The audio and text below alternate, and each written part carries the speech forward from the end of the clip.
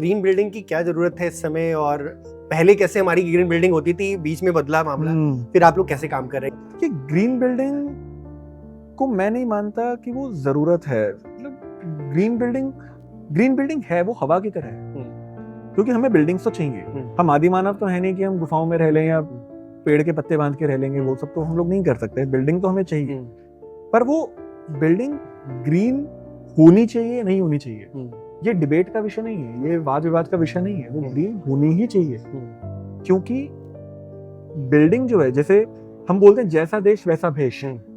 हम अगर आज हम यहाँ कोट पैंट पहन के बैठ जाएंगे तो गर्मी में हम कंफर्टेबल नहीं है उस चीज के अंदर। हमें क्यों, जैसा मौसम है हमारी वेशभूषा वैसी ही होती है। वैसे ही घर हो सकते हैं, तो घर भी वैसे ही, हमारा घर भी क्या है, वो हमारी वेशभूषा ही तो है।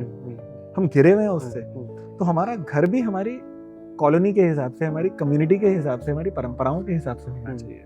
भारत में कभी भी शीशे के घर थे ही नहीं। हमारी खासियत थी हमारा आंगन। वो आंगन सिर्फ प्रकृति के लिए नहीं था, वो हमारे संस्कारों को सहेज के रखा। कल्चर सेंटर था, वो कल्चर सेंटर था। वहां पर हम अपने परिवार से मिलते थे, वहां पर बच्चे खेलते थे तो उनकी आवाज गूंजती थी, और वो गूंज जो थी वो घर में पॉजिटिविटी का वातावरण बना के रखती थी।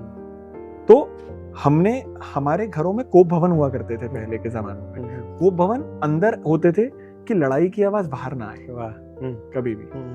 और थोड़े इंट्रोवर्ट घर होते थे, इंट्रोवर्ट घर होते थे कि अंदर से तो खुले हो लेकिन बाहर से जो है वो आपकी प्राइवेसी नहीं चाहिए उसमें। आपको आसमान दिख रहा है पर आपकी प्राइवेसी खत्म नहीं हो रही। और बाहर की जगह बैठका होती थी जिसमें कोई भी आके बैठ जाए, कोई अप्रोच कर ले।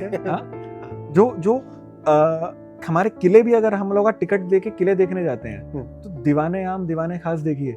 दीवाने आम ऐसा होता है जहाँ से राजा सबको देख सकता है और राजा को सब देख सकते हैं, और दीवाने खास ऐसा होता है जहाँ से राजा तो सबको देख सकता है पर राजा को कोई नहीं देख सकता।